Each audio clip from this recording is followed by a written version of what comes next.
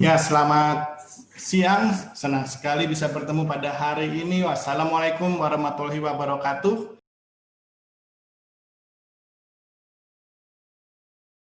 Mudah-mudahan suara saya bisa didengar ya oleh teman-teman yang ada di sana semua. Dan pada hari ini tema yang sangat menarik yang akan kita coba dengarkan akan diberikan pemaparannya oleh Mas Julius Widinugroho. Ya, saya coba salam dulu Mas Julius, yang tampaknya Mas Julius sudah hadir di tengah-tengah kami. Selamat siang Mas Julius.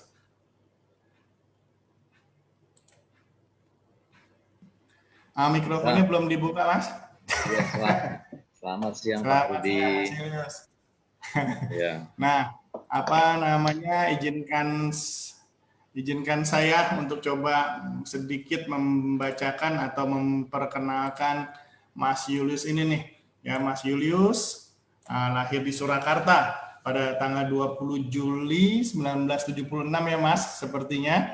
Yap. Dan beliau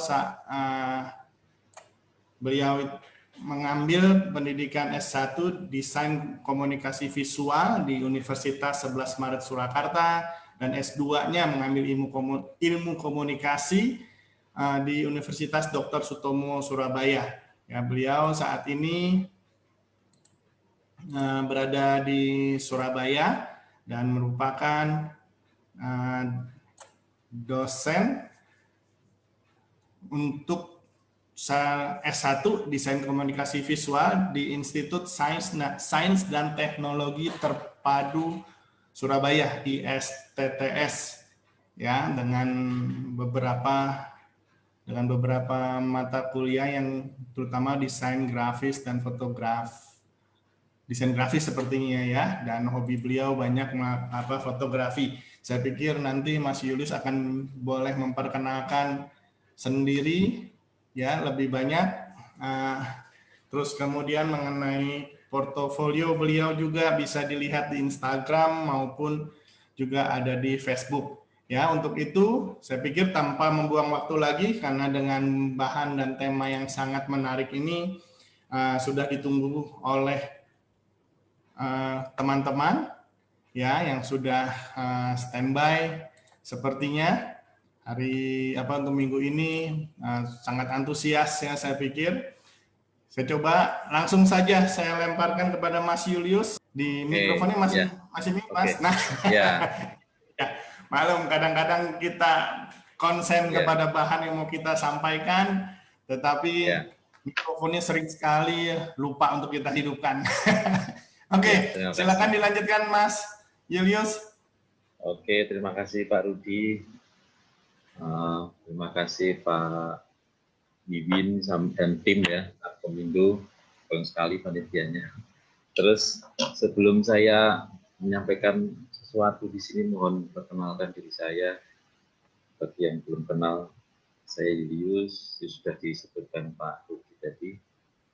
Terus memang dikenal saya sebagai pengajar, juga dikenal sebagai fotografer, punya kebanyakan hobi ceritanya gitu ya. Cuman hari ini saya mau banyak bermain karena konon katanya ini pesertanya banyak yang dari SMK ya. Selamat siang teman-teman semua, Bapak Ibu guru, mungkin ada juga dari praktisi, dari siapa saja yang bergabung hari ini. Terima kasih untuk waktunya. Saya bingung nih Pak Rudi, dari mana ini Pak? Dari yang sederhana dulu Mas, jadi jangan dikirim terlalu ruwet-ruwet. Saya boleh share ya Pak ya? Boleh, silakan. Nah, ini bisa terlihat ya teman-teman, Bapak Ibu sekalian? Ya, terlihat dengan baik Mas. Oke, nah ini sebentar. Ya oke, Kongrafi. Saya sebenarnya tergelitik juga pada istilah kongrafi ini, terus terang baru bagi saya, tapi saya malah tertantang atau maksudnya tertarik untuk menggali. Sebenarnya ini kan bahasa gaul ya, menurut saya kok bahasa gaul. Kongrafi itu bahasa gaul, di mana fotografi itu sudah masuk ke kehidupan sehari-hari semua orang. Ini sudah luar biasa. Jadi fotografi itu kalau zaman saya kecil itu fotografi kan kebutuhan tersier sekali. Jadi bahkan tuh kemewahan, fotografi zaman dulu kemewahan. Terus lama-kelamaan sudah menjadi kebutuhan, tapi kebutuhannya kayak misalnya orang membuat acara atau misalnya nikahan atau ulang tahun itu rasanya kok wajib harus difoto. Itu dulu. Nah, itu masih dulu. Nah, begitu sudah ada smartphone ini, fotografi itu sudah bagian dari hidup kita dan tidak bisa terlepas. Semua HP baru itu pasti ada kameranya. Itu karena apa? Karena sifat dasar manusia itu kebutuhan untuk merekam itu nggak bisa dihindari. Ternyata makhluk yang namanya Homo sapien itu punya sifat narsis yang luar biasa, termasuk saya. Narsis, ya memang narsis. Buktinya apa? Bukti paling utama ya KTP kita semuanya pakai foto, Pak. Iya, ya benar. Ya, itu narsis. Jadi harus kebutuhan dikenal, kebutuhan untuk merekam, kebutuhan untuk merekam gambar, video itu sebuah kebutuhan sehari-hari sehingga sudah bukan kebutuhan tersier lagi, bahkan kok cenderung arahnya ke kebutuhan pokok primer. Tidak selfie sehari aja sudah pusing gitu anak-anak sekarang gitu ya. Lanjut aja. Mungkin kalau nanti santai aja Pak Rudi ya. Nanti kalau bisa dipotong pertanyaan boleh saja, silakan. Boleh, baik. Boleh, Jadi teman-teman, ya. apabila ingin bertanya boleh langsung lempar di chat room. Ya. Okay. Ataupun mau raise hand bisa menyampaikannya secara langsung. Dan jangan lupa tadi sempat saya juga lupa menyampaikan Mas, hari ini kita seperti biasa ada live streaming di Facebook ya, apabila nanti ada teman-teman yang tidak sempat atau bisa hadir di ruang webinar ini karena keterbatasan kapasitas, terus terang yang kita miliki boleh diberitahukan untuk bisa lihat di Facebook group apkomindo.info ya. Dan bagi teman-teman yang hadir atau menyaksikan melalui Facebook group itu, boleh juga untuk memberikan pertanyaan melalui komentar yang ruang komentar yang ada. Nanti biar bisa saya sampaikan kepada Mas Julius. Demikian Mas, silakan dilanjutkan. Oke Pak, siap Pak. Langsung cerita aja wis. Ya sudah. Ya dari pornografi tadi istilah yang sangat menarik buat saya itu sebenarnya sangat simpel sih. Phone itu dari cellphone dan grafi itu sebenarnya dari fotografi, padahal grafi sendiri itu gambar, phone itu telepon ya, ponsel, jadi sebenarnya agak kacau dikit tapi seru ini istilah yang sangat seru. Cuman ya semoga aja malah bisa menjadi kalimat yang terdaftar secara resmi. Jadi menyebutkan fotografi pakai smartphone itu ya pornografi. Tapi ya oke lah, hanya membuat dunia kita lebih seru saja. Ya, jadi saya konsentrasi hari ini membahas fotografi khusus pakai telepon seluler atau ponsel atau smartphone atau handphone atau banyak sekali namanya. Oke, langsung saja to the point saya itu enaknya. Kelebihan smartphone dibanding kamera pro itu apa? Kamera pro itu disebut kamera pro di dunia fotografi itu biasanya SLR atau mirrorless, atau yang lebih hebat lagi itu medium format. Kalau teman-teman di sini pernah dengan kamera medium format itu, wah luar biasa, sudah mahal, berat, tapi gambarnya juga luar biasa.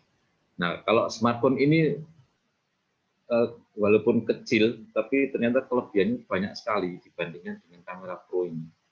Jadi pertama lebih ringan, ya lebih ringan jelas. Taruh HP itu cuman ya segitu aja, dan bahkan bisa masuk saku ya, sangat praktis. Nomor 5 saya sekaligus 1 dan 5 langsung saya jelaskan. Tidak repot, jadi membawa kemana-mana itu tidak repot. Terus tidak banyak biaya itu maksudnya adalah harganya juga relatif terjangkau. Kamera smartphone yang termahal ya yang lagi heboh itu ya saya mengerem untuk tidak menyebut brand ini. Itu kan paling mahal sekitar ya 30 juta ya ada, tapi ya 1 juta juga ada. Jadi maksud saya sangat ekstrim ya, sangat ekstrim harganya, range-nya. Tapi hebatnya lagi adalah dari harga 1 juta sampai 30 juta tadi bisa buat membuat foto yang kualitasnya bagus. Bagus itu kan relatif ya. Bagus itu ada beberapa sudut pandang. Bagus itu ada kualitas gambar, ada kualitas megapikselnya. Tapi kalau menurut saya kan background-nya dari seni rupa ya. Jadi asal orang itu insight atau tertarik dengan foto itu, walaupun resolusinya rendah, itu sudah foto luar biasa. Jadi walaupun kameranya terbatas, misalnya megapikselnya, tapi kalau menghasilkan foto yang bagus ya itu sudah masuk karya fotografi yang luar biasa. Terus tidak banyak pilihan itu malah kelebihan menurut saya. Karena kalau banyak pilihan itu repot, ya kan Pak Rudi ya. Banyak pilihan itu repot. Kalau pilihan cuma satu orang, ya kamu aja wis, sudah sama kamu aja simple. Kalau pilihannya banyak, aduh kalau milih yang ini satunya ngambek, yang milih satunya ngambek. Ya anak muda lebih tahu itu. Maksudnya fitur-fiturnya terbatas, tapi justru terbatas itu kadang orang itu malah lebih memilih itu. Oh sudah ribet lah, apa namanya, menunya yang itu aja biasanya sudah di-set, jadi pakai hanya gara-gara kamera smartphone ini pakai mode ya, misalnya mode night shot atau mode apa namanya, makro, atau jadi tinggal pencet satu mode sudah sesuai dengan kebutuhan kita, tidak perlu mikir yang lain gitu. Pilihan kalau SLR kan harus pakai lensa lagi, beli lensa lagi, lensa itu seharga smartphone ya, smartphone yang termahal, lensa profesional.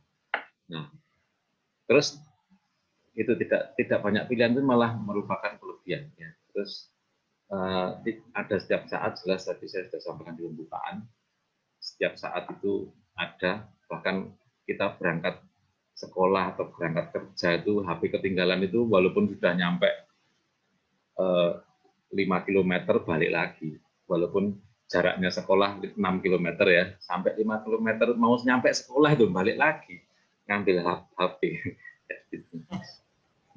Oke, terus yang paling penting menurut saya adalah nomor 6 ini dan nomor 7.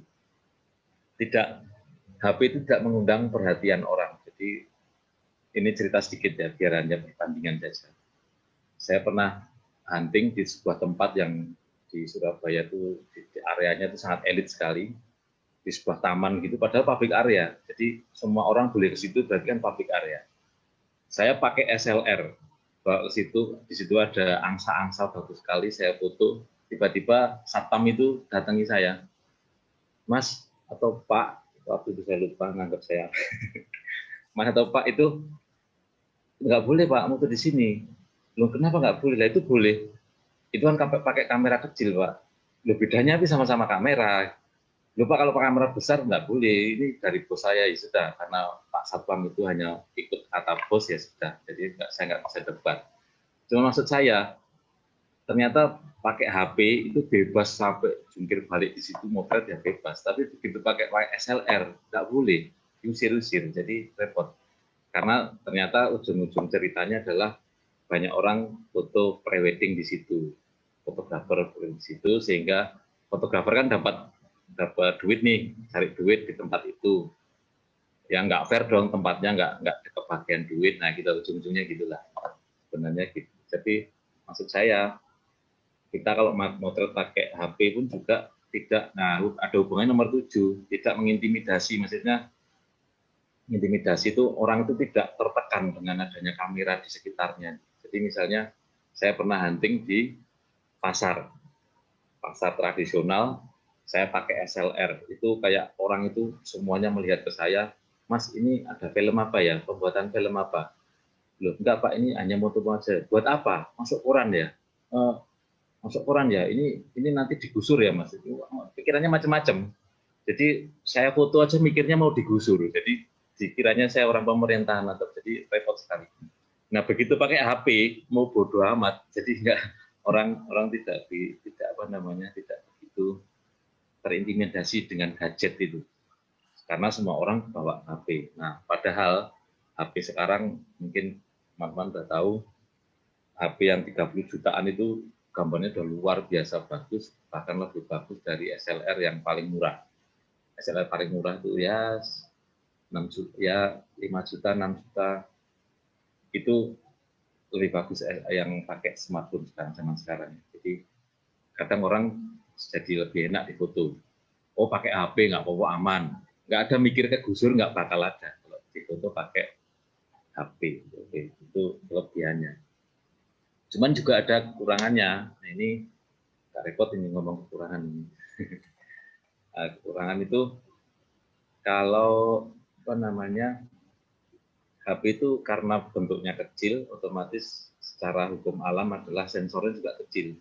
Terlalu besar nggak mungkin, soalnya ukuran kalau di kamera SLR itu kan sensor itu besar, 3,5 cm paling besar, yang istilahnya di dunia fotografi itu full frame, itu panjangnya 3,5 cm, jadi makanya dibilang 35, film 35 zaman dulu ya. Nah itu besar, 3,5 cm itu 3,5 cm itu besar kan untuk ukuran HP. 3,5 cm sensornya aja, itu sensornya saja, belum lensanya. Nah jadi nggak fair kalau dibandingkan sensornya. Nah, sensornya SLR dibandingkan dengan HP, walaupun sama-sama gini. Jadi hebatnya teknologi adalah kamera HP yang sekecil itu, logikanya adalah lensanya yang cuma lebarnya cuma 2 mili itu, atau 3 mili lah lebarnya ya. Itu sensornya otomatis ya sekitar itu. Nggak mungkin sensornya segede 3 cm tadi kan nggak mungkin. Ya kan? Secara logika nggak masuk dong lensa segitu, di belakangnya langsung ada sensor segede itu kan nggak mungkin. Kerekamnya cuma ya 2-3 mili tadi, 3 mili dari. Nah, tapi hebatnya adalah kamera smartphone itu bisa megapiksel, bisa besar. Nah itu yang sering dijual oleh produsen untuk menawarkan produknya.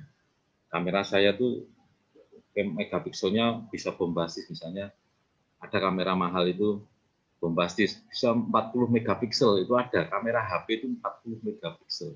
Padahal kamera SLR saya yang besar itu pertama kali saya punya SLR itu hanya 8 megapiksel. Cuman walaupun SLR sekarang gede ya, 40 lebih juga piksel. Cuman kalau dibandingkan head to head ya nggak fair, ya pasti kalah. Dan apa namanya, jadi walaupun mempunyai megapiksel besar, tapi tetap sensornya itu kecil. Jadi logikanya adalah kalau layarnya besar dengan layar kecil itu bisa menangkap image yang mana pasti ya sangat mudah dipahami kalau memang sensor besar lebih bagus karena luas. Jadi apa namanya, merekam objek yang ada di depannya juga lebih luas. Terus ukuran lensa ya, ukuran lensa juga tadi sudah saya singgung. Ukuran lensa HP. Mas Julius, boleh saya? Ya silakan Mbak. Ya biar agak seru. Ya, oke. Megapiksel itu menyatakan apa ya Mas? Megapiksel itu kepadatan gambar. Kalau gampangannya gini, saya ngomong sama dua benda ya, tahu sama satunya itu apa namanya, tahu sama yang kecil misalnya permen. Permen itu padat, walaupun kecil tapi padat. Tahu itu walaupun besar tapi bisa gitu apa namanya, tidak padat barangnya, dan tahu itu bisa dipres sekecil sepermen tadi. Jadi megapiksel itu adalah kepadatan gambar. Kalau semakin padat, otomatis dia bisa menampung lebih banyak image. Gampangnya gitu. Kalau megapikselnya besar, padat, dan sensornya besar, nah Pak Rudi bisa membayangkan kan, berarti dia bisa merekam sekaligus merekam di kepadatan yang ditentukan tadi 3,5 cm tadi, padat sekali. Sudah misalnya 40 megapiksel tapi luasnya 3,5 cm tadi, lebarnya setengah 3 cm, itu sangat luar biasa. Dibandingkan sama-sama 40 megapiksel tapi 40 megapiksel kecil sekali. Areanya kecil sekali, permennya tadi kecil juga. Jadi walaupun 40 megapiksel jadi kayak jadi tahu tadi terus dipadatkan gitu. Jadi sepermen. Jadi kan enggak itu. Jadi bedanya yang satunya tahu, yang satunya permen segede tahu. Ya pilih padat mana ya, padat permen segede tahu. Ya itu ya mungkin logikanya mungkin saya kurang pas, tapi mungkin itu bisa dipahami. Yang satu tahu, yang satunya lagi dodol kali Mas ya. Kalau dodol lebih padat dibandingin tahu ya Mas. Dan ya mirip mirip, dodol lebih kenyal lah. Ya gitu. Sama-sama elastis ya. Ya. Nah, ini saya nggak tahu nih, ada satu mempergunakan nama Microsoft tapi ada raise hand. Jadi apakah ada mau bertanya ini? Silakan Coba kalau boleh. di tengah-tengah, silakan. Tapi masalah ini ada orang namanya Microsoft atau memang dari Microsoft Nah, Indonesia? endorse tuh Pak. Boleh Silakan. Pak. Sebentar, saya coba lihat gambarnya dulu. Videonya sih, kameranya sih terbuka beliau ini. Cuman saya harus lihat karena memang peserta yang hadir ada di atas 80. Mana tadi ya? Atau kepencet mungkin? Saya tidak melihat. Sebentar.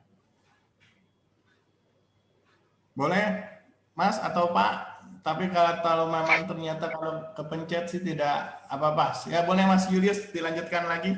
Oke, pencet mungkin Pak. Ayo, mungkin saya coba Bisa. menjawab dulu. Mas Julius, boleh saya tanyakan untuk materi ini, karena ada beberapa orang sudah menanyakan, jadi materinya boleh di-share, Mas? Boleh, tadi Pak Wiwin sudah saya share di Boleh ya? ya. Oke. Karena sudah diizinkan untuk di-share, saya akan coba kirim melalui chat room ini, jadi nanti teman-teman Oke, yang ya. hadir boleh silakan langsung mendownloadnya. Silakan dilanjut, Mas Julius. Oke, Pak. Ini saya lanjut ke poin kedua tadi. Saya lanjutkan sedikit bahwa lensa itu kalau di dunia fotografi ada istilah lens speed. Lens speed itu kalau bahasa Indonesia kuat lensa. Lens speed tapi bahasa Indonesia kuat lensa. Kecepatan lensa. Nah, kecepatan. Jadi lensa itu semakin bagus kalau dia diameternya semakin luas. Seperti logikanya gini. Logikanya adalah kalau teman-teman di sini ada yang pakai kacamata. Nah, kacamata itu kan lebar. Lebar itu kan lebih enak untuk melihat. Tapi kalau lensanya itu kecil, otomatis juga semakin susah melihat. Jadi logikanya gitu, sehingga lensa ukuran besar, diameter besar akan lebih bagus menangkap objek daripada kamera kecil. Sehingga kamera SLR tidak bisa dibandingkan dengan kamera HP. Kamera HP itu kan cuma tadi ya, paling diameternya 3 mili. 3 mili. Kalau kamera SLR bisa besar sekali, bahkan ada yang 5 cm, bahkan ada yang super tele itu bisa lebarnya bisa 10 cm lebih. Jadi dan sangat mahal sekali. Lensa itu barang yang paling mahal di fotografi menurut saya.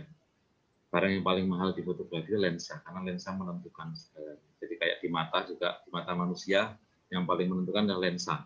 Kalau udah katarak itu sudah dioperasi, ada diganti lensanya. Tapi kalau di istilah di kamera itu kalau udah fogging ya, fogging itu lensanya memutih, itu kayak sama sebenarnya. Fogging sama katarak itu sama. Katarak itu di manusia, fogging itu di lensa. Jadi lensa itu sangat utama menurut saya. Walaupun nanti ke depan itu lensa bakal akan diubah lagi ya, nanti itu urusan teknologi ya. Terus langsung nomor 3 dulu. Kalau di smartphone itu susah untuk itu melakukan hal-hal yang kondisi spesial, misalnya low light, cahayanya sangat minim, itu kan butuh asa tinggi. Asa tinggi itu kadang di HP-HP tertentu itu kurang kuat, tidak kuat, sehingga banyak mengeluh, ojo, ini saya kadang keceplosan pakai bahasa Jawa. Jangan. Nggak apa-apa Mas, sedikit-sedikit bahasa Jerman ya. juga. Jadi jangan motret di gelap-gelap nanti pecah. Ya itu benar sekali. Gelap itu pecah karena asanya tidak kuat. Terus kalau speed tinggi, jadi pergerakan cepat, itu juga susah merekam pakai HP. Manual fokus apalagi, manual fokus itu di HP yang bisa dilakukan cuma mencet-mencet itu aja. mana sih yang fokus. Saya pernah motret tawon, kupu ya, kupu-kupu atau tawon yang hinggap di bunga. Itu tawonnya kan hidup, gerak-gerak, itu fokusnya berubah-ubah. Jadi, waduh, jadi dari 10 cepretan itu yang lumayan satu, lumayan loh, bukan bagus, lumayan. Yang lainnya gagal, bisa yang lainnya gagal. Jadi model pakai HP jarak dekat, kupu-kupu yang itu, waduh, setengah mati karena manual fokus dia harus. Nah itu setengah mati dan masih banyak lagi dan itu harus bisa diatasi dengan kamera yang pro. Tapi walaupun kelemahan seperti ini kan tadi kalau saya sebutkan lebih banyak kelebihannya ya kan, jadi tidak ada masalah, jadi sehingga kita lanjutkan saja main-mainnya dengan smartphone ini. Nah, ada pertanyaan mengenai lensa, Mas. Jadi Ya. dari Mas Endo ini, jadi beliau menyatakan apa namanya tentang lensa sambung untuk HP kan katanya ada ya. Oh iya Gitu. ya. Bagaimana kelebihan dan kekurangannya tuh seperti yang langsung ditanya. Ya, saya kebetulan saya bawa lensa ini di kamera ini saya bawa lensa sambungan. Ini ya, bisa disambung ke sini bisa. Nah, itu macam-macam.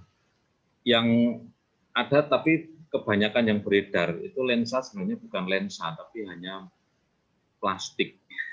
Kalau plastik sama lensa bedanya gini. Kalau menurut saya pribadi itu kalau bahannya plastik itu bukan lensa. Lensa itu adalah bahannya kristal, gelas. Sehingga kalau pilih-pilih lensa eksternal gini, ya harus pilih-pilih. Pakai ukur malam aja, paling gampang pakai ukur malam. Ukur malam saya itu jelek sekali. Ukur malamnya adalah, kalau yang mahal berarti yang pakai gelas. Gitu. Kalau jelasinnya susah, pakai ukur malam aja. Kalau harganya cuma 50 perak, ya 50.000 perak maksud saya. Sekitar 50.000 sampai 100. Kalau dijual di objek-objek wisata itu bisa paling bisa 200, itu masih plastik. Jadi kualitasnya entahlah, jadi kadang malah memperburuk kondisi. Jadi difoto pakai HP keren, begitu dipasang malah hancur. Dan paling hanya untuk aja, biasanya lensa extension itu kebutuhannya hanya 2 aja, mau melebar atau mau tele. Wide angle atau tele aja. Jadi kalau lensanya jaraknya jarak normal, kalau saya menyarankan tidak perlu pakai sambungan. Pakai sambungan ternyata sambungannya normal juga. Nah, ngapain? Ya, kan tidak ada tujuannya. Jadi hanya kebutuhan aja. Kalau pengen tele ya sudah sambung yang pakai tele yang panjang atau yang wide, super wide atau fish eye istilahnya. Lensa mata ikan punya saya ini lensa mata ikan. Ya, mata ikan jadi bisa meluas. Tapi HP-HP sekarang, nah ini HP sekarang itu kadang tidak hanya dual kamera tapi triple, bahkan kuat ya, ada yang 4. Semakin banyak lensanya semakin. Kalau ingin memperlihatkan kamera atau lensanya tadi, itunya share screen-nya boleh ditutup dulu Mas, jadi kita bisa melihat gambar Mas lebih besar. Oke, ini contoh lensa ini bahannya sih kayak gelas sih, bukan plastik. Buktinya membuktikan gelas apa plastik itu memang susah. Jadi agak susah karena biasanya dari waktu sih ya. Ketawanya baru begitu. Sebenarnya ngeceknya kalau bagi yang tahu tentang karakter bahan itu biasanya tahu lah. Ini plastik atau gelas atau lensa tadi. Kaca kristal atau plastik.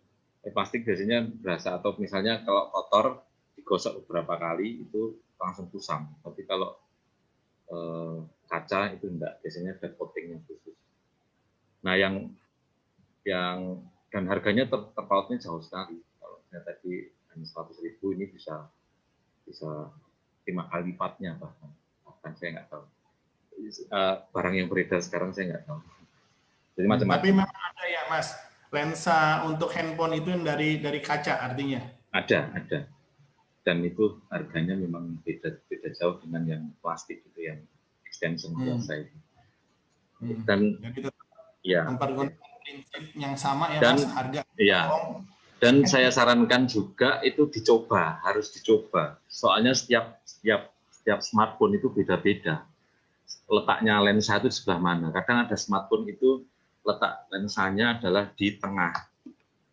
Di tengah, ada yang di tengah otomatis. Ini model saya ini tidak bisa. Kamera saya juga ini. Ini tidak bisa kalau di tengah, ini nggak nyampe. Dia kadang, nah ini cuma hanya sampai segini aja. Jadi harus dicoba. Tidak kalau beli online kan nggak bisa nyoba ya. Itu kelemahannya beli online. Harus dicoba, harus benar-benar pas dan harus dicoba dicopretkan dan bisa hasilnya. Tanpa dicoba nggak bisa. Soalnya letaknya lensa itu berbeda-beda di setiap smartphone. Gitu. Itu tadi Mas Yunus bilang di handphone termasuk kayak di handphone saya nih Mas, ada tiga apa ya, tiga lensa nih. Ya, Kalau saya mau lensa, pakai, ya. itu mau pakai yang mana Mas? Itu biasanya namanya juga smartphone ya, dia kadang milih-milih sendiri Pak. Tapi enggak juga. Maksud saya gini, maksud saya itu dia biasanya ada 3 macam, untuk wide, kebutuhan wide, terus medium sama agak tele, itu pasti.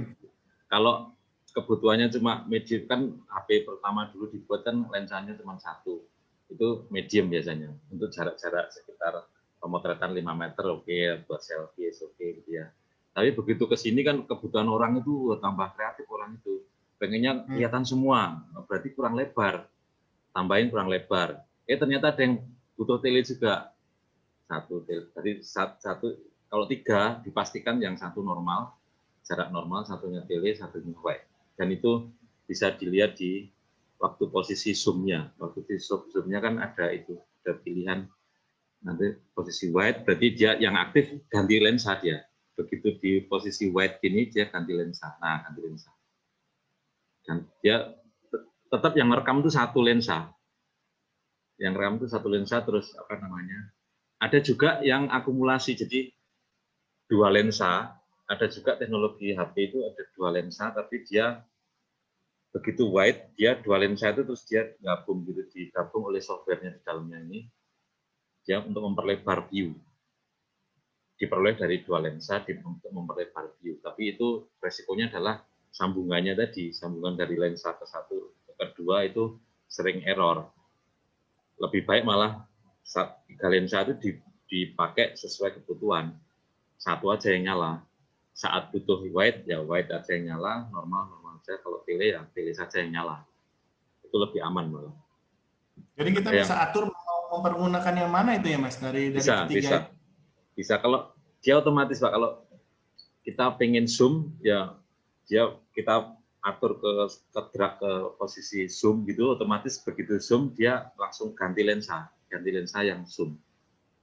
Terus kalau kita mau menjauhkan, kita jauhkan, dia langsung view-nya langsung berbeda, langsung. Jadi bukan lensa itu juga, tapi dia ganti lensa, istilahnya gitu kan. Kalau di kamera SLR kan pakai zoom, istilahnya pakai diputer ya, lensanya diputer. Kalau ini kan tidak ada muter-muter lensa ya, dia tinggal pilih saja lensa gitu. Saya terpaksa nyebut merek nggak apa ya, di iPhone berapa ya? Sekarang sampai iPhone berapa sih? 13 ya. Itu kan 1, 2, 3, bahkan 4. Itu tidak nyala bareng, tapi satu-satu sesuai kebutuhan. Mestinya gitu. Ya. Oke, baik. Terima kasih. Saya lanjutkan dulu ke slide.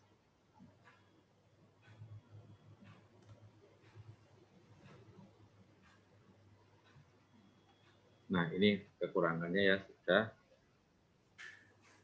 Saya masuk ke komposisi ini sebenarnya ya tadi, foto bagus itu sebenarnya tidak tergantung dengan teknis. Sorry, saya ulang. Foto bagus itu beda dengan foto tajam, foto resolusi bagus, resolusi tinggi. Terus foto bagus adalah kamera mahal, nggak ada hubungannya. Yang ada hubungannya adalah ya apa namanya, si ide fotografer, terus objeknya kena apa tidak, yang dimaksud itu kena apa tidak, dan apa namanya, dilihat orang lain dia orang lain itu langsung paham dan exciting, nah itu foto bagus. Jadi sebenarnya tidak secara langsung berhubungan dengan teknis, tapi kalau dibilang gitu juga nggak fair. Jadi memang foto bagus itu sering dibangun oleh gadget-gadget yang bagus, itu memang seperti itu. Cuman soalnya gini, bisa terjadi, saya pernah soalnya hunting sama seorang teman, kameranya menyeramkan sekali, gede, besar gitu ya. Begitu hunting, rek dia. Teman saya itu fotografer yang sudah senior, ya yang satunya ini yang saya bahas. Satunya ini dia newbie tapi kameranya mahal, jauh lebih mahal daripada yang fotografer profesional tadi. Hunting bareng dengan lokasi bareng, objek sama, waktu yang sama, begitu di-share dua-duanya tadi. Yang kamera bagus tadi jauh lebih tidak bagus daripada. Ya, jadi ada teman saya juga gini, sudah saya taruhan kamu pakai kamera paling mahal yang newbie tadi ya. Kamera paling mahal saat ini yang berapa ratus juta, saya cuma pakai HP ini. Ayo, hunting bareng di lokasi yang sama, berani nantang gitu. Mana fotonya bagusan yang mana? Yang menentukan adalah sebenarnya ide dari fotografer, ide, kreativitas, terus bisa mix media, terus tahu tentang teori bahwa kalau misalnya ini contoh atas ya, landscape itu ada teori 2/3, walaupun ini tidak matematika ya, kalau tidak 2/3 salah ya nggak juga, coba ada teorinya. Tapi kalau orang nggak tahu ini kan horizontalnya taruh di tengah, atau bahkan vertikal, itu kan kurang nyaman dilihat. Nah, begitu kurang nyaman dilihat itu bukan foto bagus, walaupun pakai gadget yang bagus banget. Jadi foto bagus itu ukurannya banyak, parameternya sangat banyak, tidak hanya gadget saja. Gadget memang support banyak untuk foto bagus, tapi parameternya tidak hanya gadget, jadinya sehingga kita model pakai smartphone itu kemungkinan untuk mendapatkan foto bagus itu sangat besar, karena parameternya tidak hanya tentang gadget, gitu aja. Intinya gitu aja. Ya, intinya gitu aja. Jadi yang penting adalah apa yang dipikirkan oleh si fotografer. Itu. Jadi dan ini ilmunya banyak sekali. Kalau saya bahas di sini nggak bakal selesai. Itu ilmunya 2 semester. Dan ini hubungan erat dengan jam terbang. Maksudnya jam terbang itu kameranya bukan diterbangkan, tapi ya semakin sering motret gitu ya. Semakin sering motret bakal semakin sering memahami bahwa foto ini lebih bagus apa tidak itu dengan memotret sebanyak-banyaknya dan dengan waktu yang tenggang yang lama dan terupdate ya. Dengan orang kan sudah motret lama tapi tidak belajar dengan istilahnya tidak belajar dengan apa yang dilakukan sebelumnya, itu ada orang kayak gitu. Tapi ya tadi tinggal fotografernya. Nah, ini saya mengutip daripada omongan saya tidak valid. saya mengutip dari senior saja ya. Ini Mas Darwis ini dia beranggapan bahwa kamera smartphone itu sebenarnya sudah seperti SLR, tapi ya tidak fair kalau diadu head to head.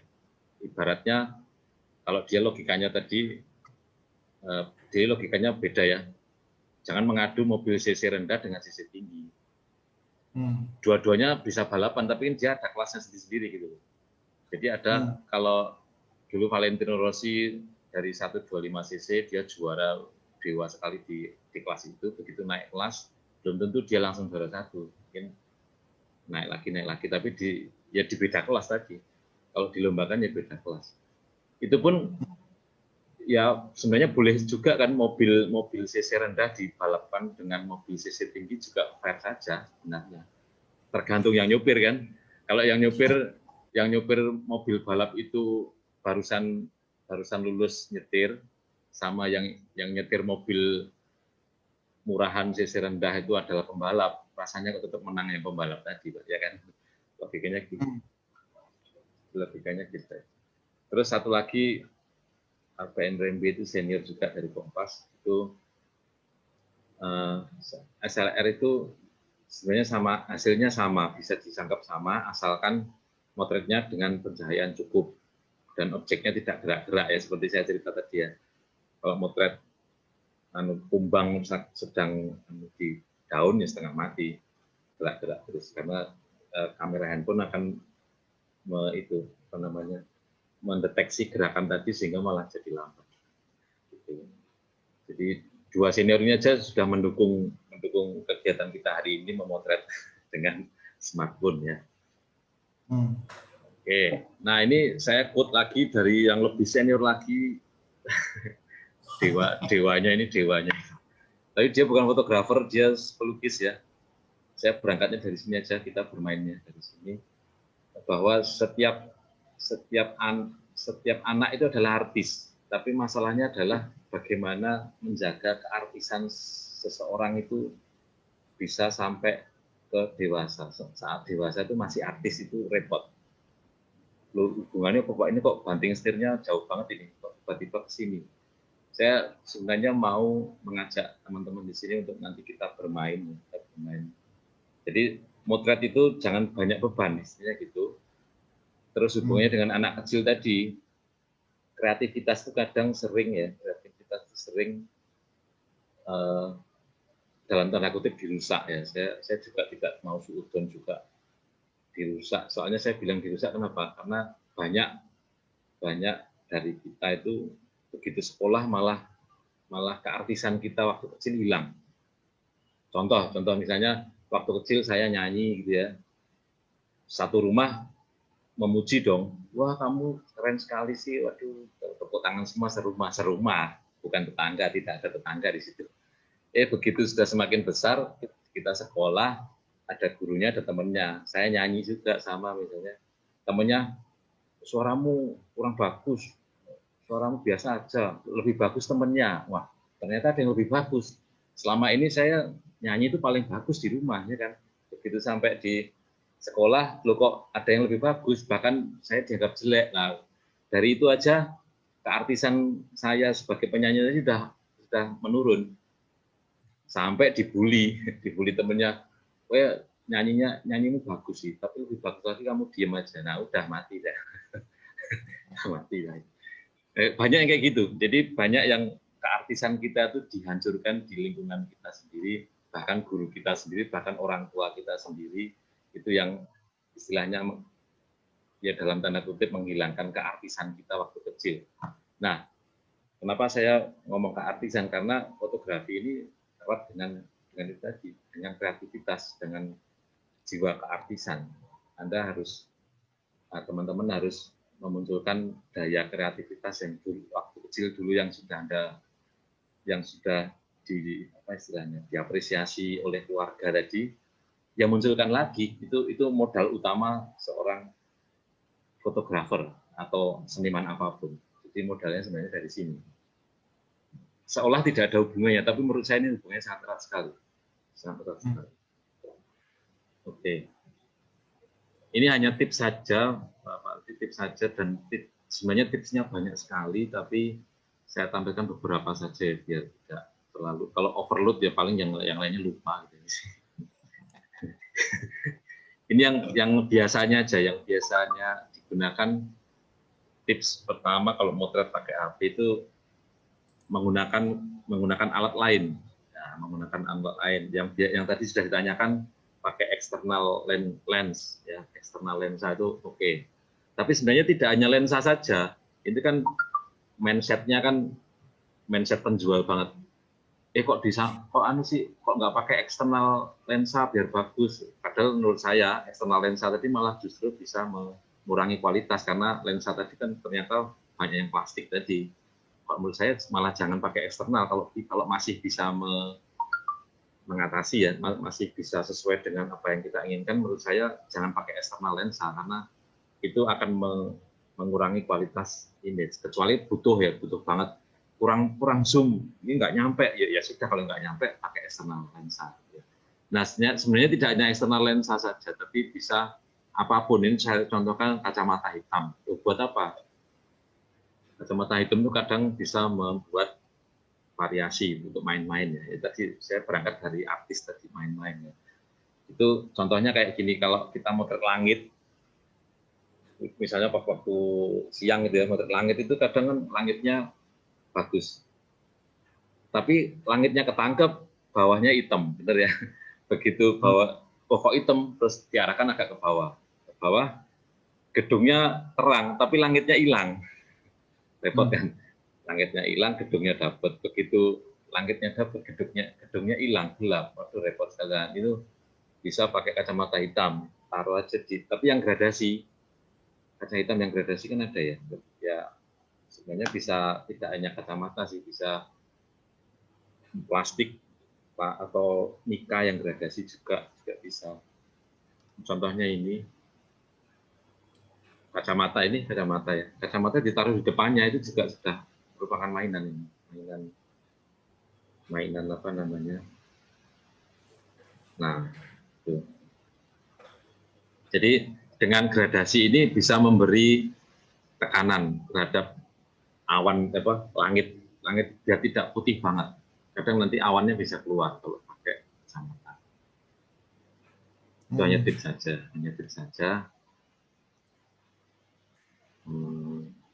Jadi dengan mempergunakan kacamata biasa aja pun juga bisa membantu ya, Mas? Iya, bisa membantu. Jadi kreativitas kita, kadang orang itu kurang berani aja sih sebenarnya, kurang berani bermain-main.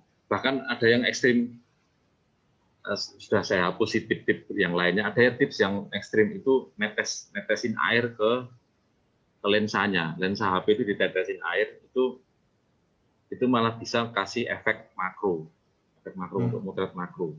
Itu bisa, cuman tetesan air itu nggak boleh banyak-banyak. Dan lihat HP-nya juga, kalau HP-nya itu di sekitarnya lensa itu ada celah untuk masuk ke casing, ya jangan. Nanti airnya masuk ke casing, nah malah ke rangkaian elektroniknya, nanti malah rusak. Jadi lihat lensanya juga. Kalau lensanya tertutup dengan casingnya juga tertutup, lensanya tertutup, aman, ya netesinya juga netes saja, hanya netes gitu, nanti dia bisa, asal airnya tidak turun, itu membuat lensanya bisa lebih dekat dari air. Ya itu mainan ya, berangkat semua dari mainan. Terus yang ini rasanya teman-teman bisa lah ini, panorama, ya istilahnya panodas. Jadi pakai panorama, kita muter gitu, nah objeknya tapi sama, dia suruh lari ke belakang kita, ke depan lagi, ketangkep, kita sambil gerakin kamera, terus dia lari lagi ke belakang kita, ke kanan, ini. Jadi satu pengambilan bisa beberapa orang, maksudnya beberapa pose orang yang sama, asal orangnya tadi mau lari-lari. Bisa dibayangkan ya Pak Redi ya. Jadi panorama geser, lari ke belakang saya, langsung ke sebelah kanan saya, ketangkep, lari lagi ke belakang saya. Jadi satu take itu bisa 4 kali bisa kalau larinya cepat.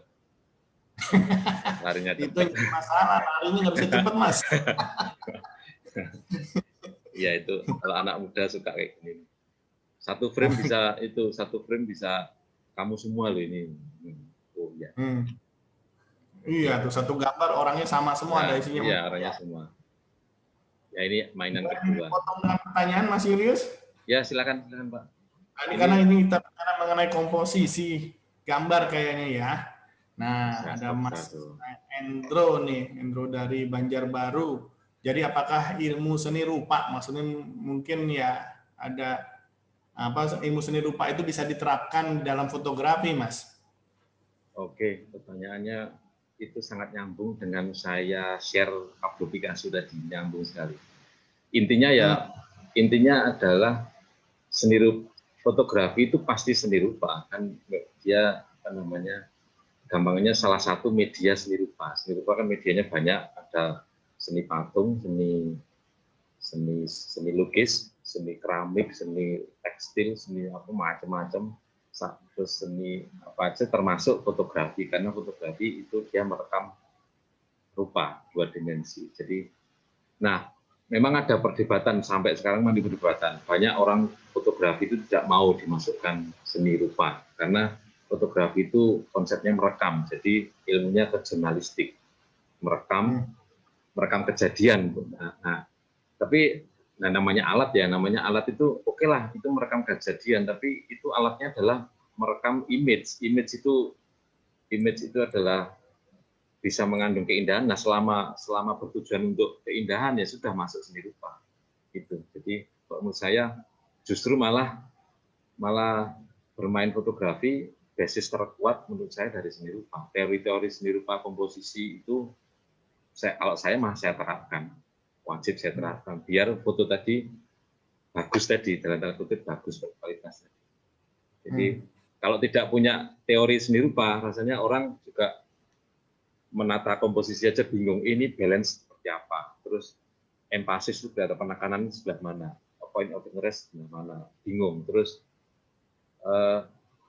apa namanya, kalau teori seni rupa yang lain itu sequence itu urutannya. Kalau misalnya kita menyajikan beberapa foto, biar enak dilihat itu fotonya apa dulu, itu kan ada teori-teori seni rupa yang pasti diterapkan. Dan justru menurut saya sebuah istilahnya kata-katanya adalah keniscayaan ya. Jadi ilmu seni rupa itu ya sebuah keniscayaan diterapkan di fotografi, karena menurut saya pribadi ya fotografi adalah seni rupa. Walaupun ada yang masih membantah bahwa fotografi itu merekam, jadi dia arahnya ke komunikasi jurnalistik. Tapi oke aja, itu kan keilmuan dan bisa saja, namanya juga sudut pandang, oke saja. Oke, nah terus ada satu lagi nih dari apa Ibu atau Mbak lah ya, Agnes Yolanda. Nah dia menanyakan mana yang lebih penting antara komposisi atau memahami angle. Gini, angle itu salah satu dari pengetahuan komposisi. Jadi tidak bisa jadi komposisi itu sebenarnya kata yang sakti, kata yang sangat luas. Jadi bahkan teman saya bilang itu, kamu milih kamera merek apa itu sudah komposisi. Waduh, kok segitunya? Iya, soalnya apa? Setiap kamera itu punya karakter sendiri-sendiri. Otomatis kamu memilih kamera ini untuk memotret itu sudah merupakan komposisi. Kamu sudah memikirkan, oh saya pakai kamera ini aja biar kayak gini, itu sudah komposisi. Se-ekstrim itu komposisi. Jadi, nah, angle itu, apalagi angle Anda menentukan angle dan sebagainya, itu adalah bagian dari kegiatan mengkomposisi, istilahnya. Mengambil angle, terus menentukan mana yang lebih bagus, menentukan kontras mana yang bagus, itu kegiatan mengkomposisi.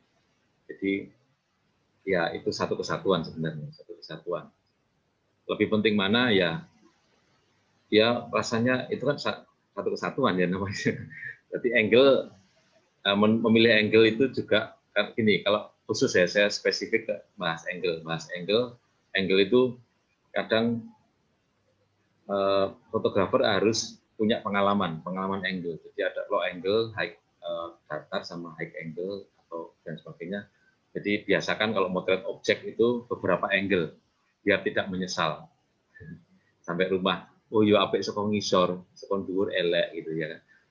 Untung saya ambil dari bawah, ternyata dari gitu loh. Jadi oh iya, lain kali kalau motret 3 kali, angle bawah, angle atas dan datar. Angle gitu. Jadi harus gitu. Paling tidak cari objek yang nggak cerewet kali Mas ya. Iya itu gitu. Begitu pulang, wah ini tampilannya kurang cakep. Iya. Menghadapi objek yang cerewet itu ya gitu, harus angle-nya banyak, harus shoot-nya banyak. Tinggal pilih aja. Oh ini jelek, yang ini jelek, ini jelek. Kalau jelek semua ya emang lu yang jelek gitu. Kalau fotografernya ngambek di-delete semua kali Mas ya. Nah, pertanyaan sebentar ini banyak banget ini pertanyaannya nih. Saya harus coba pilih-pilih dulu sebentar ya. Tadi yang apa namanya? Namanya tips nih, minta tips dan trik cara setting HP dalam pengambilan foto atau video memanfaatkan fitur 2 standar bawaan HP. Maksudnya apa nih standar bawaan HP? Terus kemudian aplikasi apa yang direkomend untuk pengambilan foto atau video? Oke, 2 pertanyaan itu Mas. ya. pertama tadi kan itu ya settingan, maksudnya dia saya yakin ya mungkin ya Pak, semoga benar. Standar itu maksudnya HP yang tidak punya menu manual. Ada banyak sekali HP. Jadi di kamera smartphone itu ada menu manual bagi yang smartphone-nya yang high end. Yang high end itu ada mode manual. Jadi bisa setting speed, bisa setting diafragma, bisa setting ISO dan sebagainya secara manual. Nah, bagi yang tidak punya mode manual, biasanya kan tinggal auto saja, ya kan, auto saja. Nah, kalau tips dari saya sih objeknya yang menyesuaikan. Jadi objeknya kalau memang tidak punya mode yang ngatur-ngatur ya, buatlah objek yang gampang difoto. Jadi objeknya di set untuk gampang difoto. Misalnya jangan terlalu gelap, jangan mengambil resiko istilahnya, jangan mengambil resiko. Misalnya difoto di terang, di luar misalnya. Terus objeknya juga tidak terlalu kecil, tidak terlalu besar. Jadi disesuaikan saja dan tidak banyak gerak, karena HP tadi kan kelemahannya memotret gerakan cepat susah. Jadi menyesuaikan saja. Jadi gampangannya menyesuaikan senjatanya istilahnya. Kalau buat punyanya pisau ya barang-barangnya ya sekitar sosis apa namanya. Kalau bawang ya jangan kayu, punyanya pisau jangan kayu yang diiris, kayu pakai beda sendiri, mungkin pakai kapak apa beda. Intinya gitu. Oke. Terus ini ada Ade Ika Rahmadani. Dia menanyakan bagaimana saya membekukan gerakan pada foto sport. Nah, ini itu fotografi dasar gampang sekali. Ya pilih aja speednya. Ya speednya pakai tinggi. Jadi kalau di smartphone itu ada pilihan. Kalau tidak pilihan gini. Kalau modenya, kalau ada mode freeze kan HP itu macam-macam. Beda brand itu beda menunya. Jadi repot ya. Kalau ada mode freeze ya pakai itu. Tapi kalau ada manual berarti speednya tinggi. Speednya di atas 500 atau 1000 atau itu. Dan karena speed 500 ke atas itu berarti cahayanya harus cukup sehingga harus siang hari. Motret malam hari, motret freeze hampir tidak mungkin, apalagi dengan cahaya ruangan biasa ini. Tidak mungkin untuk memotret freeze karena cahaya lemah ini untuk motret biasa aja goyang, apalagi motret freeze. Jadi freeze itu butuh cahaya yang cukup karena speednya butuh cepat. Jadi kuncinya freeze adalah speednya cepat. Nah karena cepat yang lainnya harus mengikuti gitu. Jadi harus siang hari misalnya, atau di terik matahari jam 1, jam 12 itu pas panas-panasnya, itu speed bisa itu. Freeze, jadi lompat berhenti gitu kan. Atau naik sepeda bisa berhenti total itu pakai speed tinggi 500 ke atas speednya. Oke, mudah-mudahan bisa dapat dimengerti oleh adik Rahmadani ini. Tapi balik lagi Mas, pertanyaan yang kedua yang sebelumnya itu. Jadi kalau untuk foto atau pengambilan video ada aplikasi apa yang direkomend ya Mas? Oh iya tadi lupa ya. Kalau buat editing terus terang kalau di aplikasi itu ya, aplikasi di Play Store atau di Apple itu ya, itu banyak sekali dari yang instan sampai yang expert itu banyak sekali, tapi dan semuanya punya keunggulan masing-masing. Jadi saya kalau rekomendasi tertentu repot, tapi kalau di komputer saya bisa rekomendasi. Kalau file itu dipindah komputer, editing ya kalau tidak Lightroom, Photoshop, editing. Kalau video Premiere ya otomatis. Tapi kalau di aplikasi ini Android atau iPhone itu saya selama ini sih pakai InShot gitu ya. InShot itu udah lumayan lah untuk editing video, udah lumayan. Yang lebih bagus itu tadi pakai Ilkom Alam tadi lah. Yang berbayar mahal itu yang bagus. berbayar mahal. Nggak enak jawabannya. Udah berbayar mahal pula kali ini. Iya, berbayar mahal. Dan soalnya itu dia pasti bertanggung jawab bagus gitu. Sudah berbayar, ya berbayar jelek itu, waduh, pasti tenggelam dia. Dimarahin banyak orang kan. Oke. Nah, ada lagi nih menanyakan tadi mengenai lensa, Mas. Ya, katanya ada rekomendasi nggak ya kalau untuk tambahan lensa di apa Eh, mempergunakan HP itu? Ya kalau brand saya tidak bisa menyebutkan, tapi itu tadi periksa kalau lensanya itu dipastikan lensanya berbahan gelas, bukan plastik, itu aja sih. Bukan gelas dan plastik. Nah, biasanya yang jual, wah yang jual juga nggak tahu Pak, ya itu repotnya. Yang jual aja nggak tahu, apalagi yang beli, kan repot. Mungkin lebih Repot juga, bingung ya. bingung juga. Ya itu tadi, pokoknya banyak kok bisa yang glass lens, bukan lensa ya. Kalau dari harga sih kelihatan sih, biasanya kalau 100 ribuan itu sudah plastik kan. Oke. Nah, silakan dilanjutkan lagi Mas Yudius Oke Pak, dari ini materinya. Jadi jangan sampai ini pertanyaan semua, materi ntar belum selesai. Kita sampai maghrib lewat juga. Nggak beres-beres urusan. oke, Silakan. saya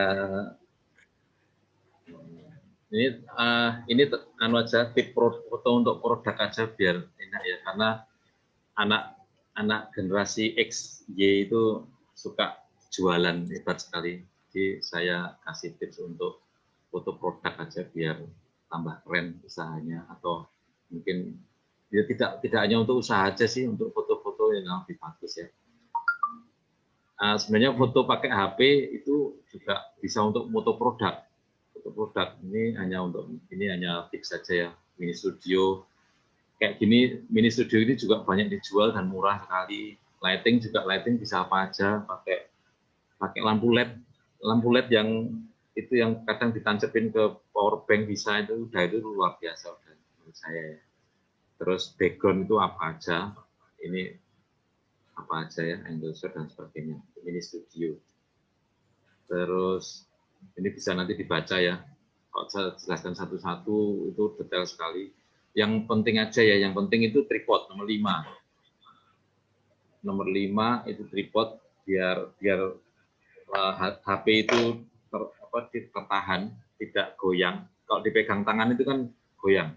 Manusia itu punya jantung sehingga ada detaan, sehingga ada getaran. Jadi manusia itu karena hidup ya bergetar. Apalagi orang tua itu ada istilahnya buyuten, apa bahasa Jawa ini buyuten sih, bahasa Indonesia apa ya?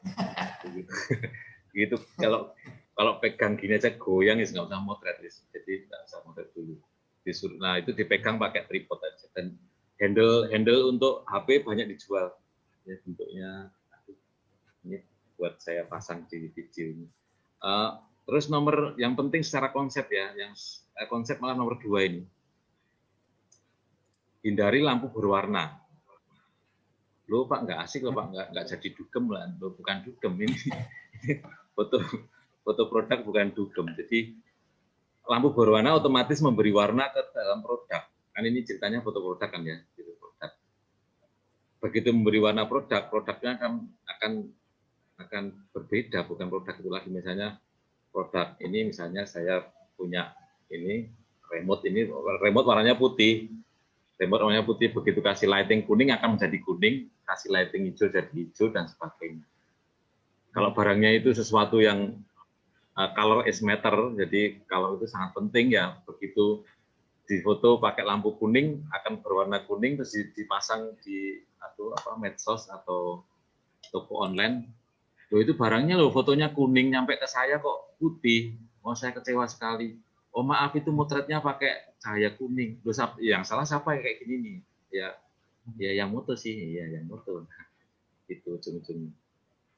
Oke, itu aja. Mungkin yang lain nanti bisa saya menunjukkan aja ini. Yang penting konsep ya. Konsep adalah foto produk itu ada 2 macam menurut saya. Foto produk iklan seperti ini, kayak misalnya jam tangan Seiko gitu ya. Ini buat iklan. Iklan itu tugasnya berat, punya beban konsep dari produsen untuk jualan, sehingga dia harus punya konsep branding istilahnya. Dan Dan tidak perlu repot-repot Anda kalau untuk mainan kayak gini, ini sudah dikerjakan oleh orang profesional. Untuk foto produk iklan kayak gini ini sebaiknya kalau misalnya teman-teman di sini punya produk mau dijual, mau mengiklankan, mending pakai profesional karena bakal ribet dan punya konsep tertentu, bla bla bla, sangat berat. Dan tidak bisa motret asal karena setiap brand itu punya konsep. Jadi sama-sama smartphone-nya, ada smartphone untuk anak dewasa, ada smartphone untuk anak-anak aktif, ada smartphone untuk eksekutif muda, ada smartphone untuk orang kaya, ada smartphone untuk pembantu, anak kecil, ada kayak gitu. Pangsa pasarnya, produk itu pasti ada pangsa pasarnya dan punya konsep sendiri-sendiri, sehingga asal membuat iklan itu istilahnya gini, gampangnya adalah kalau foto produk untuk iklan itu prosesnya panjang dan berat dan butuh istilahnya pemikiran yang panjang, dan ini udah kerjaannya produsennya. Nah, kalau untuk jualan retail itu saya bilangnya foto produk katalog. Nah, kita bisa bermain di sini aja. Saya jualan jam tangan nih, produknya apa? Seiko nih, ya ditampilkan gini aja, jangan yang sebelah kiri. Sebelah kiri ini sudah dari Seiko-nya. Dari Seiko-nya udah dikonsep seperti itu. Nah, kalau Anda punya produk Seiko dijual lagi, misalnya Anda reseller, oke lah pakai iklannya, boleh, tapi tidak perlu Anda membuat iklan lagi, istilahnya gitu. Jadi kita tidak perlu membuat iklan lagi, kalau mau butuh iklan tinggal comot saja. Nah, untuk menerangkan produknya itu ya di foto sendiri, seperti ini boleh, tapi stylenya style katalog ini. Style katalog itu ya background putih, kalau barangnya putih, backgroundnya hitam gitu. Nah, motret yang sebelah kanan ini gampang, makanya pakai smartphone bisa. Kalau yang kiri, wah ribet, tidak hanya kamera, ini konsep dan sebagainya, bahkan ada kalau ada model, bla bla bla, dashboard, setengah mati yang kiri ini. Ini sudah diproduksi secara profesional oleh produsennya. Dan kita kalau menjual produk itu tidak perlu bikin sendiri iklannya, itu malah merusak brandnya malah kadang. Seperti ini juga, ini produk saya nyomot tadi, asal saya bukan jualan, ini punyanya orang, nggak tahu saya. Ya ini ada yang ada mereknya ini bikin lapar, Mas. Iya. Mereknya itu Sumber Selera. Nah, ini foto iklan. Sumber Selera, foto iklan. Nah, kadang kalau dijual, ada yang, wah saya punya baksonya itu Pak, jual di tempat saya sekilo sekian, lebih murah Pak. Itu jualnya kayak gini aja. Nah, yang seperti ini. Ya itu lebih aman dan orang bisa lebih paham malah. Kalau kita itu malah repot memotret seperti yang kiri, itu malah kadang bisa lepas itunya. Ya kalau Anda memasak bakso sendiri, di layout sendiri, ya kalau sesuai dengan selera. Malah lebih hancur dari itu, kacau kan. Lebih hancur dari itu. Iya. Kalau terlibat, jualannya bakso yang ditanya tahunya kayaknya tuh ya. Iya, makanya. Pak itu kuahnya berapa cintung? Beda lagi. Kan. Jadi yang sebelah kiri itu iklan, dan iklan itu sudah dibuat oleh produsennya. Jadi tinggal kalau emang jualannya produk ini juga, tinggal comot saja, tidak perlu bikin iklan lagi. Dan kalau untuk kan nggak original, saya jualnya itu sesuai dengan apa yang saya jual, ya udah difoto aja, tapi yang sebelah kanan enak aja kayak gini. Foto katalog. Jadi, fotonya cuma di background putih, yang penting fotonya terlihat fresh, bagus, enak dilihat. Nah, tidak perlu berlebihan seperti ini ya, misalnya jualnya kayak gini, fotonya kayak gini dibagus-bagusin, nah ternyata dijual kayak gini, kan juga mengecewakan. Ini pakai HP bisa, ini kenapa saya tampilkan di sini, ini pakai HP bisa banget. Mungkin kalau ada waktu nanti saya demokan, gampang sekali. Bisa sebagus yang di kiri ya Mas, maksudnya dengan HP? Iya, bisa. Oh, bisa. Oke. Nah, beda kalau tinggal kebutuhannya Pak. Misalnya foto yang kiri itu kebutuhannya untuk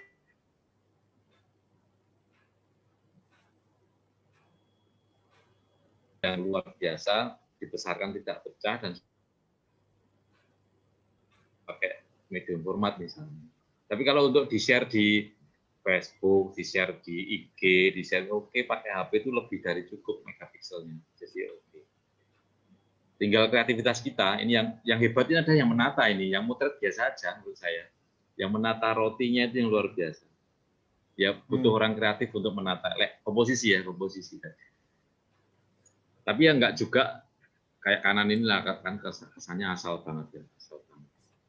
Tapi menurut saya ini masih ini yang saya bilang berlebihan tadi ini memang berlebihan sedikit, tapi masih oke, accepted lah. Kalau ini memang berlebihan, ini berlebihan yang dijual yang bawah, di foto produknya yang atas ini penipuan. Mana telurnya, mana sayurnya, nggak ada, semua cuma daging doang, jadi kempes lagi. Terus Ini yang parah, sering kali kita temukan biasanya ya. Iya. Kayak ini juga, ini produknya sebenarnya kayak gitu, dari brandnya sono kayak gitu, punya dibuka kayak gini. Banyak sekali ini. Nah, yang saya tekankan di sini tampilannya wajar itu untuk kita di produk-produk retail ya, wajar dan ada pilihan, misalnya kayak gini. Ini sudah banyak pengusaha-pengusaha kecil di Indonesia itu sudah kreatif. Nah, motretnya motret katalog ini, jadi putih jelas dan beberapa angle seperti ini. Ini oke. Ini sudah foto produk dan ini pakai HP sudah bisa. Tidak perlu fotografer profesional. Nah, kalau fotografer profesional itu untuk iklan tadi. Nah, yang iklan tadi memang harus profesional. Anda bikin-bikin sendiri itu malah kalau saya ragu, malah kacau nanti. Jadi harus orang profesional yang benar-benar paham tentang ilmu iklan, ilmu komunikasi, ilmu dan sebagainya, kompleks. Tapi kalau untuk jualan seperti ini, rasanya HP sudah cukup, asal jelas ya. Jadi menunjukkan ke calon customer itu jelas. Nah, terus ada juga ini semacam mindset. Kalau ini menurut saya ya, tapi semoga bisa memberi masukan.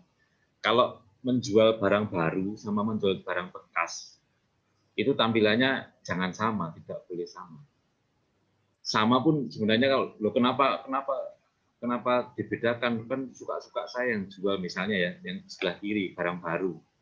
Anda jualan kamera baru, cari foto, googling di internet, download, dipajang di toko online-nya, itu oke aja kalau barangnya baru. Fotonya sempurna kayak gini, sempurna terus kelihatan gini sempurna, ini oke. Tapi begitu barang bekas tapi tampilannya sebelah kiri, orang juga ragu. Katanya bekas, ini bekas dan misalnya kameranya seharga 20 juta gitu ya. Ternyata bekasnya misalnya cuma 10 juta. 10 juta barangnya kok masih kinclong gini, ini barangnya ya. Bukan, itu ngambil dari internet, kan nggak fair. Itu barang bekas ya harus yang barang yang Anda jual beneran. Jadi difoto barangnya mana, ditaruh di mana, dan ditaruhnya yang masuk akal aja, maksudnya orang paham, oh iya barang itu, kayaknya percaya. Tapi kalau bilangnya barang bekas tapi tampilannya seperti yang kiri, orang malah ragu. Yakin dah ini bekas, kok masih kinclong gini, ini bukan fotonya ini. Jadi ragu dia, menawar aja ragu. Tapi kalau yang kanan malah dia, wah ketoknya masih bagus tuh bro, berapaan bro, boleh kurang enggak? Nah itu karena ini fotonya apa adanya pakai HP itu malah dipercaya kalau barang bekas. Pakai HP itu malah lebih dipercaya.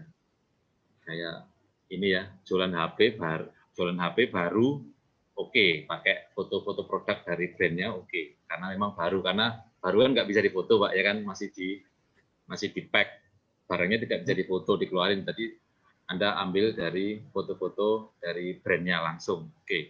Tapi begitu bekas, ya jangan ditampilkan di sebelah kiri. Bekas ya HP-mu mana, fotoan gitu. Itu menunjukkan original bahwa Anda jualan beneran.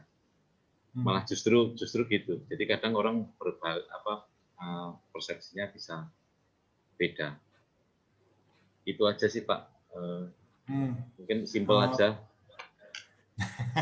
Simple. Simple pun ternyata banyak sekali poin-poin yang harus diperhatikan ya ternyata Mas Julius. Iya, ya ini sebenarnya simple. Tadi teori masih banyak, tapi anu aja dari pertanyaan aja rasanya kok apa namanya mewakili.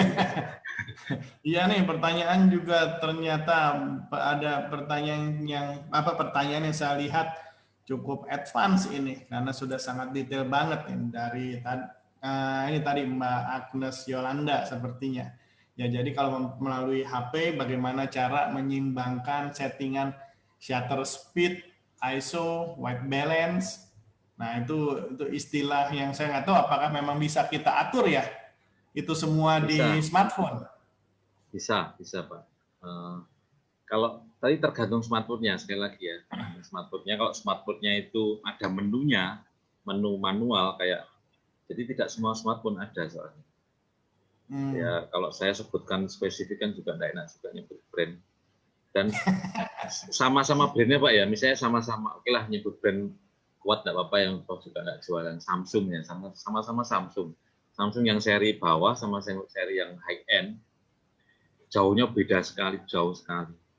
Jadi yang high end itu mungkin tadi yang bisa dimaksud Agnes ya, itu ada, itu settingannya ada dan bisa jadi misalnya buka kamera terus ambil aja menunya nanti terus ada istilahnya setiap brand beda-beda. Kayak kamera saya ini ada istilahnya Pro. Begitu buka Pro dia akan muncul speed-nya, terus ISO-nya, dan itu bisa diubah-ubah. Bisa diubah-ubah semua. Nah, mungkin menu yang di HP lain bisa beda, istilahnya bukan beda, mungkin menu manual atau Pro. Jadi asal bisa dia menggeser ISO-nya dan sebagainya itu sudah manual dan sudah bisa memotret sesuai dengan keinginan fotografer. Ya bedanya fotografer apa enggak tuh nyari manual apa enggak itu biasanya. Tapi kan ya, ini Mas, ya boleh mana? tolong share screen-nya ditutup Oh ya, dulu. Jadi ya, oke. ini bagi teman-teman di Facebook ya, ada tadi sudah Okay. disebutkan tapi masing-masing sudah terima materinya. Jadi Ya, oke. materi slide itu bisa nanti dibaca lagi. Nah, ntar saya coba sorot dulu. Nah, saya sorot dulu Mas Yulis di sini. Oke. Nah, jadi sekarang tergantung daripada handphone yang kita miliki ya, Mas. Jadi Ya, kalau mau ya. mengatur semua settingan parameter yang ada ya, seperti itu. Nah, kemudian ini saya lihat ada, saya nggak tahu nih maksudnya apa nih dari Mas Endro. Tadi apa perdebatan antara fotografer dan aplikator. Oh, Menurut dia ya, mana ya. baiknya?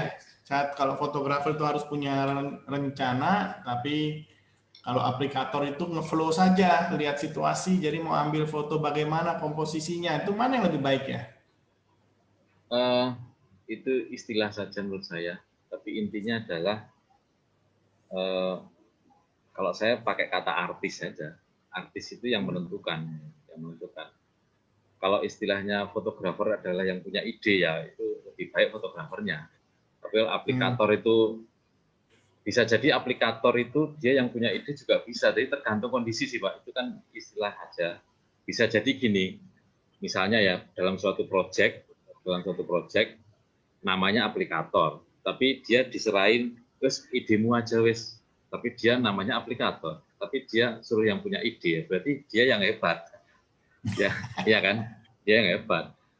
Nah nanti, tapi gini biasanya itu istilahnya, tapi biasanya fotografer aplikator saya malah aplikator itu baru nemu istilahnya.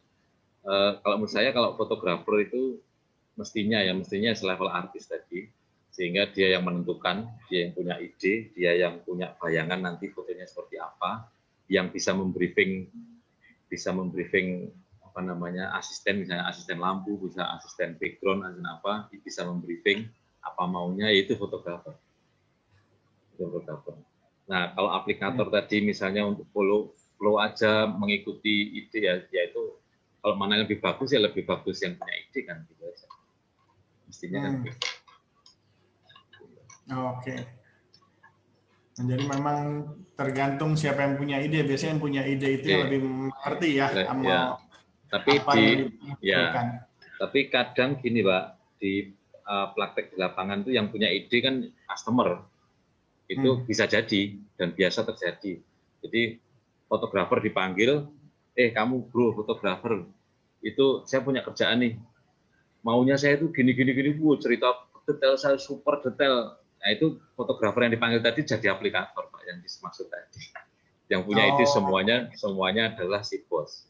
Kalau kayak gitu ya siapa yang salah, nggak ada yang salah di sini, oke saja menurut saya. Itu bisnis kok, oke saja, nggak ada masalah. Asal si bos tadi punya ide, si fotografer malah menurut saya lebih enak tidak mikir. Oke bos, siap siap, kepret gitu kan, idenya udah disampaikan gitu. Tinggal pencet tombol aja ya. Iya, pencet tombol dapat duit, beres. Nah, pertanyaan berikutnya, bagaimana tips cara memotret tajam saat malam hari? Waduh, Neng, udah malam gelap, mau fotonya tajam lagi ya. Apakah smartphone bisa? Gitu. Ya itu tadi salah satu kelemahan smartphone adalah night shot. Tapi gini, malam hari yang bagus adalah HP yang bisa mampu. Nggak enak jawabnya. Ya HP yang mampu gitu. Kalau asal HP tidak bisa. Jadi harus ada produk HP yang dia menjanjikan bahwa dia night shot bisa. Itu berarti dia punya aplikasi ISO-nya bisa tinggi. ISO-nya bisa tinggi. Jadi kayak HP saya ini ada mode night shot. Nah itu untuk motret malam hari oke. Saya coba. Jadi, tapi tidak semua HP seperti HP saya kebetulan. Ada yang lebih bagus dari ini, ada lebih kurang dari ini juga ada.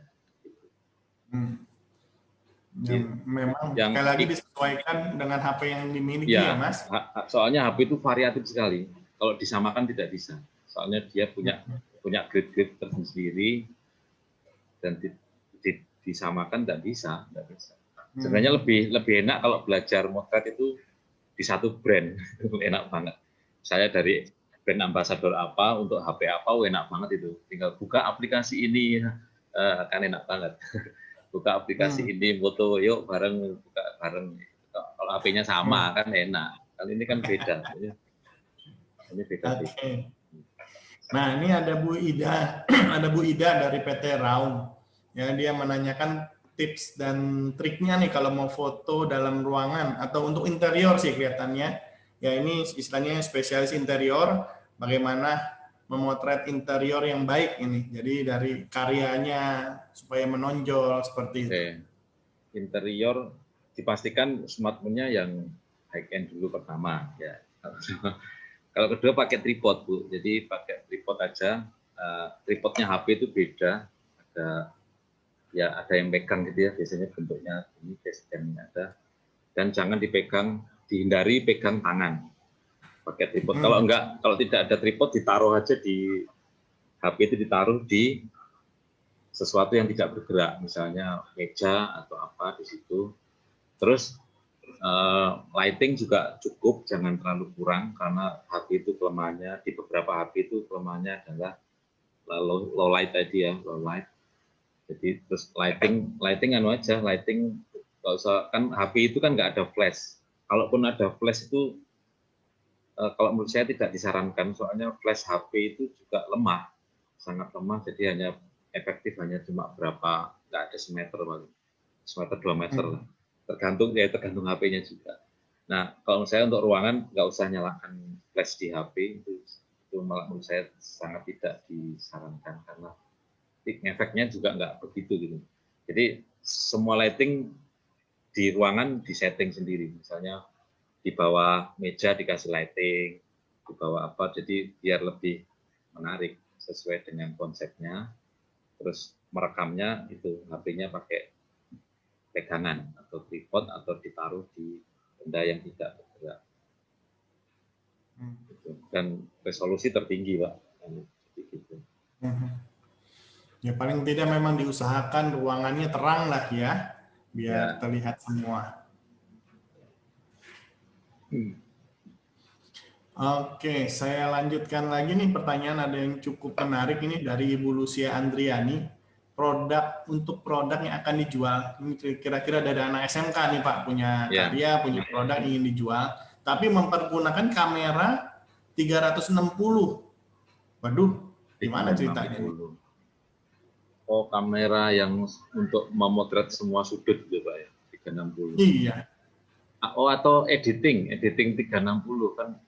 360 itu istilah untuk kamera bisa, untuk editing juga bisa. Editing yang bagus tuh.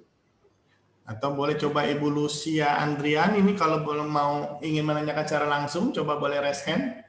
Ya, tadi saya lihat ada beberapa raise hand, cuman hilang lagi.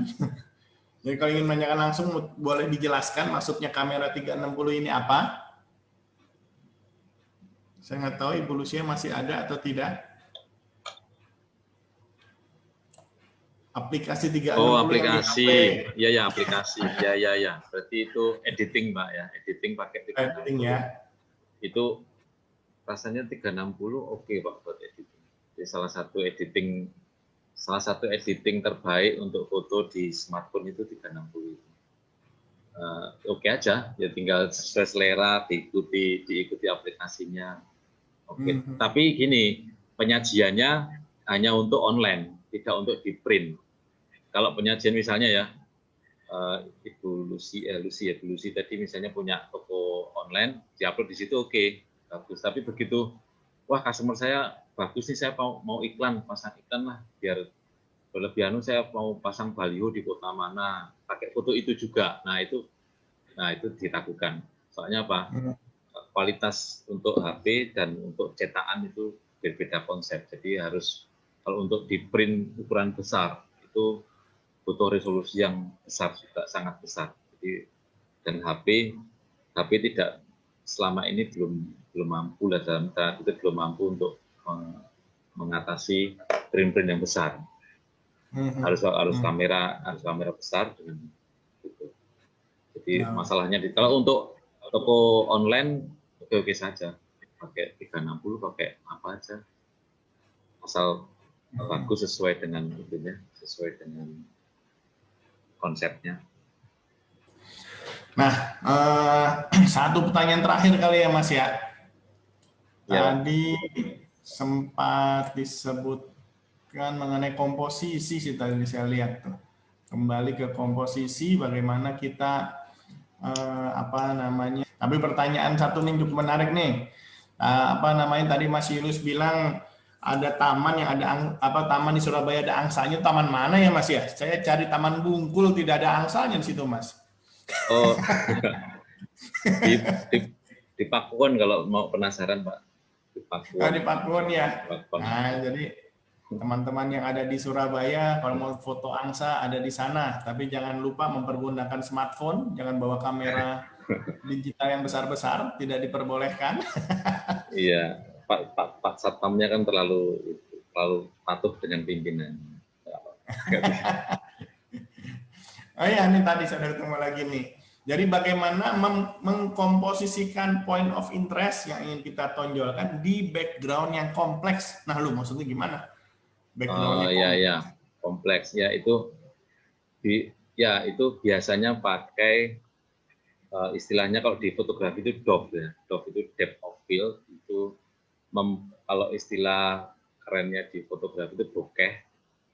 Nah, itu mencapai bokeh itu maksudnya bokeh itu apa? Bokeh itu memblurkan background atau foreground. Foreground itu di depan objek, di belakang objek itu background. Nah, backgroundnya kalau ruwet gitu, itu memang sangat mengganggu objek ya. Itu bisa diakali dengan memblurkan. Nah, memblurkan itu caranya bisa macam-macam. Bisa jarak dekat, muternya jarak dekat, terus difokuskan ke objeknya.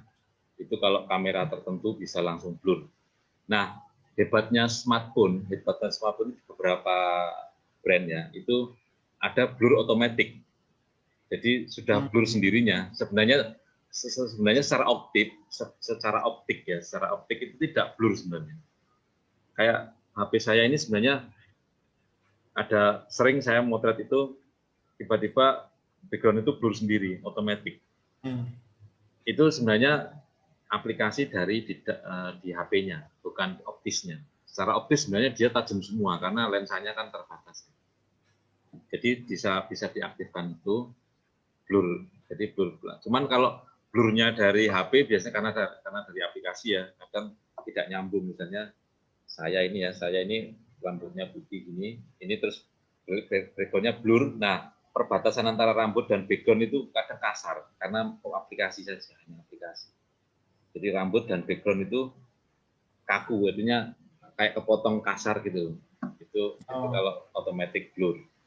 Tapi yang paling benar ya pakai lensa yang benar, pakai tele aja. Kalau di HP ada lensa telenya, pakai lensa tele, terus jarak dekat, di objeknya dekat, sehingga begitu dekat dia akan teori Dock tadi akan teraplikasi. Jadi begitu dekat dengan lensa, background-nya akan blur. Jadi begitu ya. Seperti itu. Oke, ya jadi saya rasa itu ya. Terima kasih untuk Mas Julius yang sudah membagikan nih banyak hal. Walaupun smartphone kecil, tapi ternyata cukup powerful ya untuk kita mengambil suatu gambar yang cukup baik. Jadi bukan berarti handphone yang kita miliki tidak mampu, tapi kemampuannya juga sudah ada ya. Bahkan termasuk handphone yang biasa pun sudah bisa dipergunakan. Jadi terima kasih sekali lagi Mas Julius. Yang penting jangan kapok memberikan kita bahan pembelajaran, Mas. Siapa? Dan selalu mensupport kami ini juga, bahkan untuk teman-teman yang ada di sekolah-sekolah di vokasi terutama, karena memang kita semua haus akan ilmu pengetahuan saat ini. Dan ternyata saya juga baru tahu untuk mempergunakan handphone pun ternyata bisa juga untuk foto produk ya. Sebenarnya ingin sekali kita gali lebih teknis ya. Nah, nanti berikutnya kita undang Mas Julius untuk kalau bisa sih lebih teknis lagi, bisa memberikan pemaparannya kepada kita semua ya. Seperti itu aja untuk hari ini ya. Terima kasih untuk semua yang sudah hadir. Dan mengenai link sertifikat atau presensi tadi sudah dibagikan ya, dan boleh diisi bagi membutuhkan sertifikat di sana. Saya rasa itu saja. Dan mengenai materi bisa di scroll up yang ada di chat room ya, sudah beberapa kali di share. Oke, karena waktu juga yang membatasi kita. Terima kasih untuk semua, untuk Mas Julius terutama yang sudah berbagi pada kita semua. Terima kasih Pak. Pada teman-teman lain dari SMK atau sekolah, saya rasa cukup banyak ya, bukan hanya sekolah saja hadir di tengah-tengah kita semua. Dan saya harapkan berguna ya, supaya bisa diterapkan di tempat kita masing-masing. Saya rasa itu aja tanpa memperpanjang. Nantikan tema-tema kita berikutnya di Apkomindo Ruang Vokasi yang akan kita tampilkan solusi-solusi apa yang bisa dibagikan kepada teman-teman. Sekali lagi itu aja. Terima kasih sudah memberikan waktunya. Ya, mohon maaf apabila ada kata yang salah. Wassalamualaikum warahmatullahi wabarakatuh. Sampai ketemu di acara kita berikutnya. Terima kasih. Selamat sore. Selamat sore. Terima kasih.